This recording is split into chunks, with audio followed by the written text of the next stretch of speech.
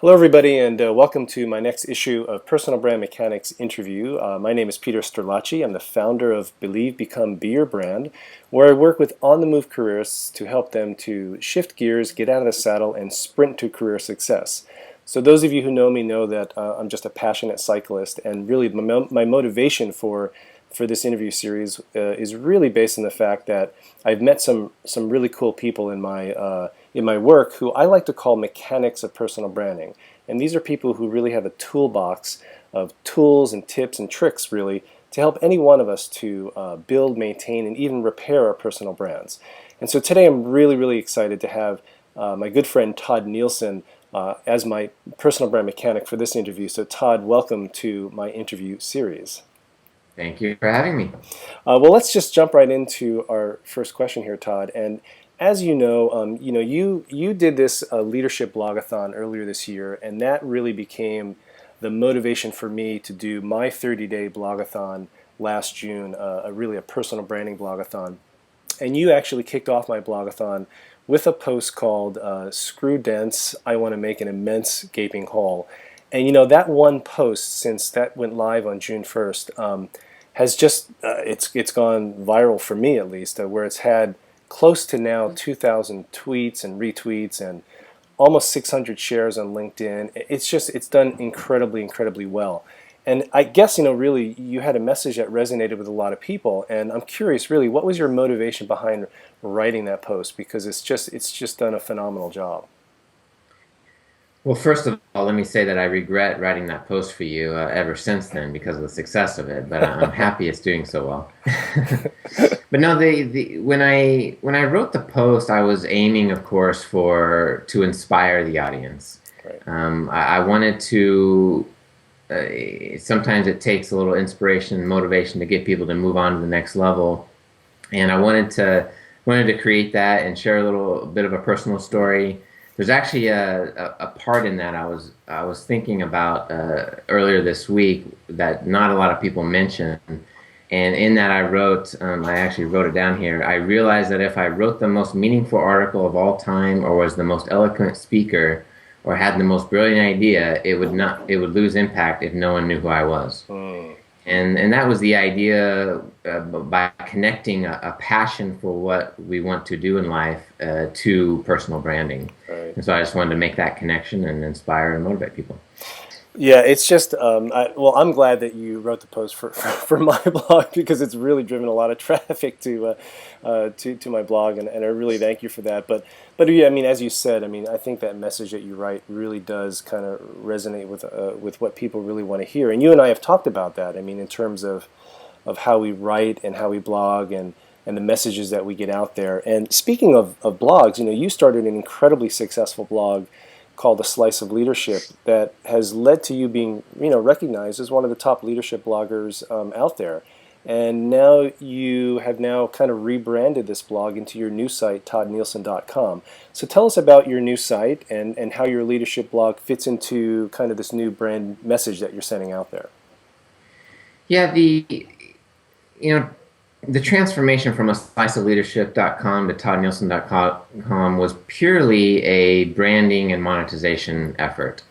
I needed, when I started A Slice of Leadership, it was almost an outlet of sorts to share my leadership thoughts, and I honestly didn't expect it to take off like it did and do as well as it did. And so as I've developed my passion and gone through this process of personal branding to figure out what my passion is and to how to share it best, I realized that I needed to have a new site that focused on my thoughts and was a little bit more personal. And my new site now has talks about the different products and services I offer, Right. and it's a little bit more of a personal site that I can share my message. Sure. Even on your site, I love the fact that you have that awesome image of rock climbing in your brand message. You're a rock climber and a passionate rock climber yourself, and kind of what is the connection between this and what you're doing with your clients and the services that you're providing? Well, Back when I was, let me answer that with a story. Back when I was 19, I went on I was climbing, and I was actually in Utah, and I was with some friends. I was with a friend who I had climbed with a lot. No, I was actually, yeah, I was eight. No, I was 22 actually. I don't know why I said 19. And we were climbing about a 350-foot cliff in Utah, and we climbed up this cliff. We started late in the day. Make a long story short, we ended up on a ledge, Mm. and on that ledge, that we had I had an experience where all my gear ended up falling off. Mm. My two partners were down at a lower ledge with no gear, and there was a moment where I had caught the very end of a 165-foot piece of rope, Wow. and it was my only lifeline to get down. Whew.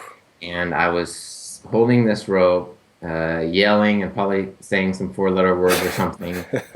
And I kind of had this epiphany of sorts on what on earth just happened, Mm. because I was a good climber, and things like this didn't happen to me. Right. And then fast forward about, I think it was about 8 years, and in the company that I founded in Southern California, Mm. we had an experience where some things happened. A client, we had some problems with a client, and I remember walking out of the office at 2 in the morning, looking up at the stars and saying, "What the heck just happened?" Mm. And from that point, I was trying to figure out, what are all these problems that happen in business that there's got to be a commonality between them. Right. And that commonality I figured out after tons of research and reading and just devouring hundreds of books and testing and Mm. talking with people was execution. Mm. And so this message of that image on the website is about there's so many of us that are stuck personally and professionally on a ledge. Right. And the ledge could be a number of things. It could be personally, it could be on the health side, or it could be relational problems. Mm. I don't deal with any of that, but execution and getting things done and moving yourself towards a higher purpose Right. can get one and an organization over those ledges and onto Mm. greater success. That's great. Just it's a nice kind of marrying of those images and how you can apply that with your clients, et cetera. It's great. It's kind of reminds me with the whole cycling thing for me. It's like this whole idea of using cycling imagery to motivate people to shift gears and really kind of sprint towards your career and life success. So let's kind of bring a leadership down to the individual, because as a personal branding person myself, I see that our personal brands, which is our unique promise of value, really as kind of as the core of how any one of us can really lead. And what would be your top two tips, let's say, to help people to lead through, the power of their personal brands, or the power of that promise of value that they bring to the world around them?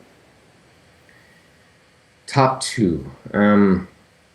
Well, leadership and personal branding is such a huge, massive topic. But if you're going to launch out on a grand plan or a grand aspiration, then I think you need to one plan for your success. Right.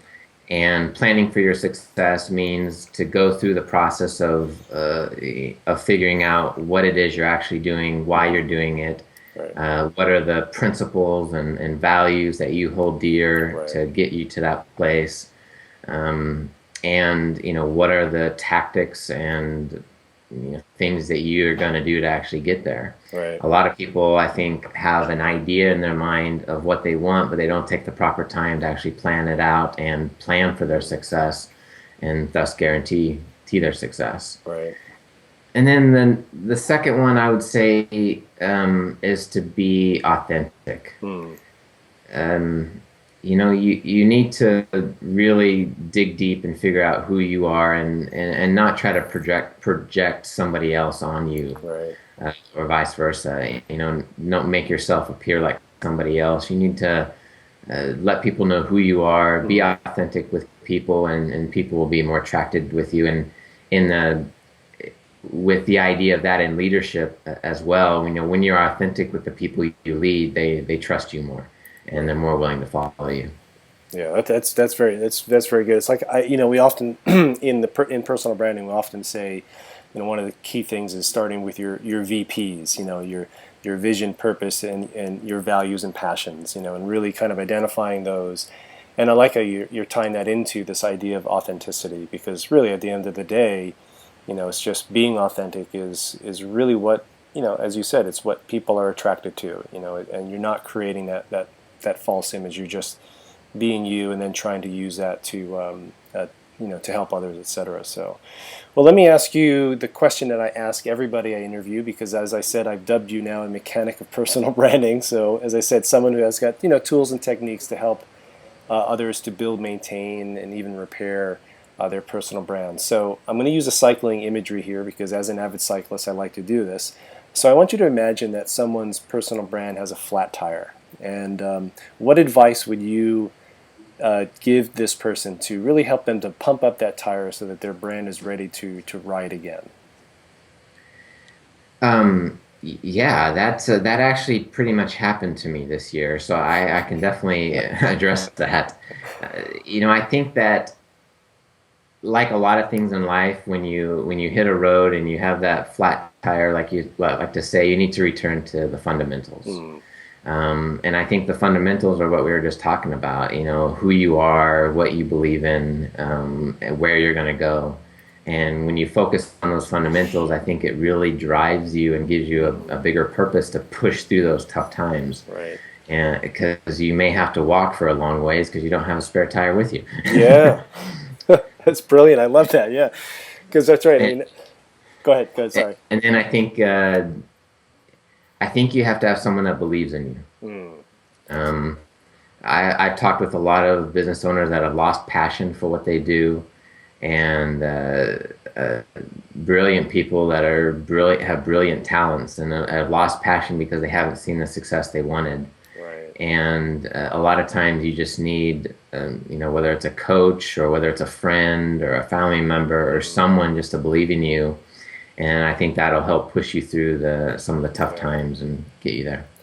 Yeah, that's great. I often say it's that champion. You've got to have that champion, whoever that champion is. If it's a family member, a friend, a coach, or what have you, to really kind of, as you said, stand by you and kind of remind you of what you're doing. The times when you do have the flat tires, or your bicycle does break down, and you might be out there on the road by yourself. But I think knowing that you have that kind of that champion or that coach behind you is definitely very helpful.